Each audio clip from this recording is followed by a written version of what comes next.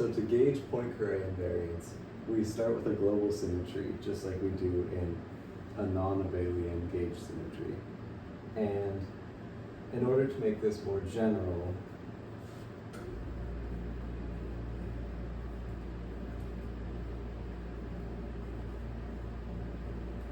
we'll define these as the generators of translations and boosts and rotations.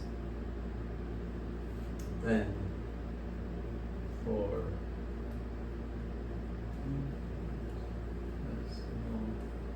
epsilon,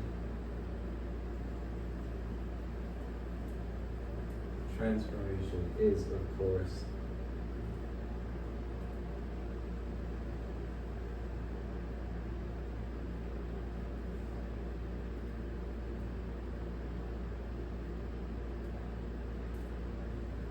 now for an infinitesimal translation, we exponentiate the generators with the parameter.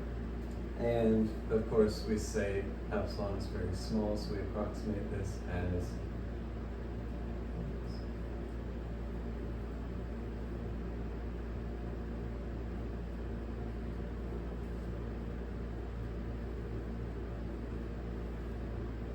where we take the generator of translations to be I times the derivative.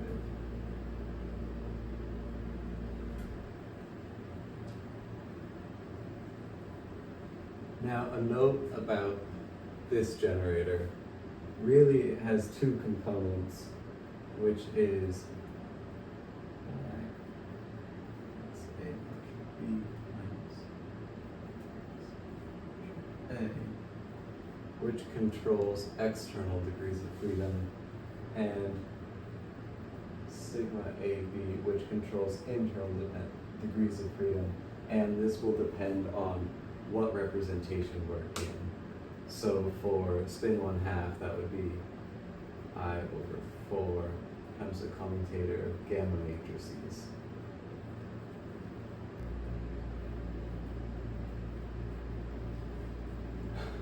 Okay, this is how a field transforms in this case. And this should all be very familiar. We're still with the global symmetry. Obviously, a coordinate transforms as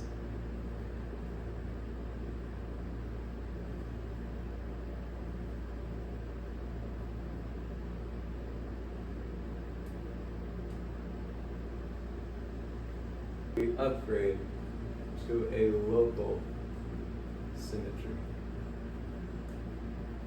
where we allow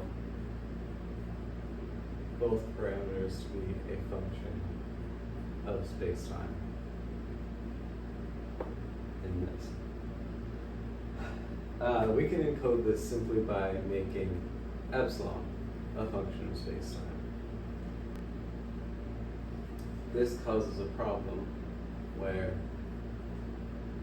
the field now transforms as. So what's happening is we're letting every single point in space be Lorentz boosted and shifted differently from every other point in space. So we are twisting our manifold inconceivably.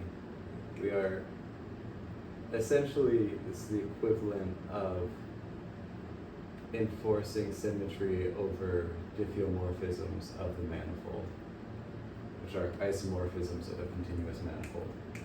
So when we change the field in this way, we have a problem because the partial derivative of that field is no longer covariant. This no longer transforms covariantly. And the terms that mess all this up are the terms where that derivative is hitting epsilon of x, plus the terms that we would expect. So these are the bad terms that we need to cancel. This is just this written differently. And now in order to cancel those terms, we're going to do the obvious thing and introduce a gauge covariant derivative. This we're going to define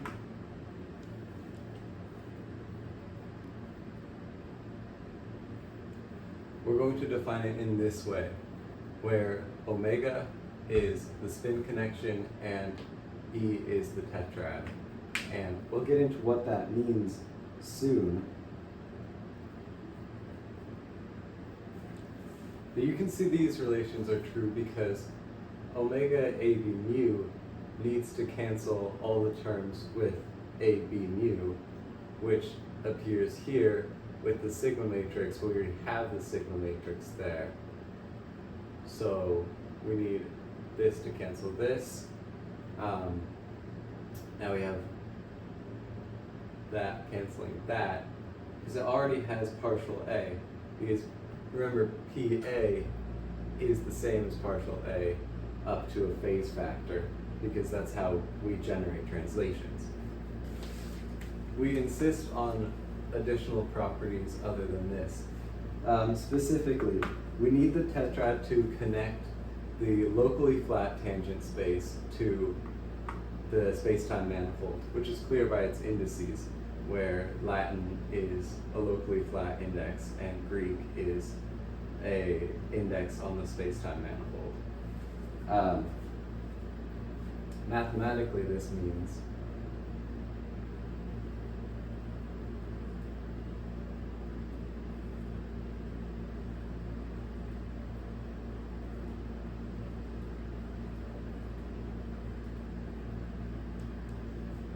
where eta is the Minkowski metric. And now, to better explain what I mean by the tetrads connect flat space to curved space, consider the manifold defined by the surface of a sphere embedded in 3 dimensions.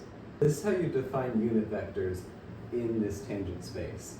And why these are not the tangent vectors you'd expect for a tangent plane is because this picture is misleading. Remember, in general relativity, we cannot think about things as being embedded in R3 or in R5 in the case of the spacetime manifold. You have to consider only the intrinsic geometry present here. The key is just that the local tangent space is not equivalent to a tangent plane, but it's a helpful way of picturing it. So in this case, our only non-zero components would be E1 theta equals R and E2 phi equals R sine theta. At the heart of it though, the tetrads and the spin connection are the gauge fields associated with translations for the tetrads and associated with rotations and boosts. So similarly to in nonabelian gauge theory, we are going to use these gauge fields to give us a field strength. Classically, that is given by gauge theory. This is what gives us the field strength. It's simply the commutator of the covariant derivative. In this case, though, our gauge field A is 2 gauge fields.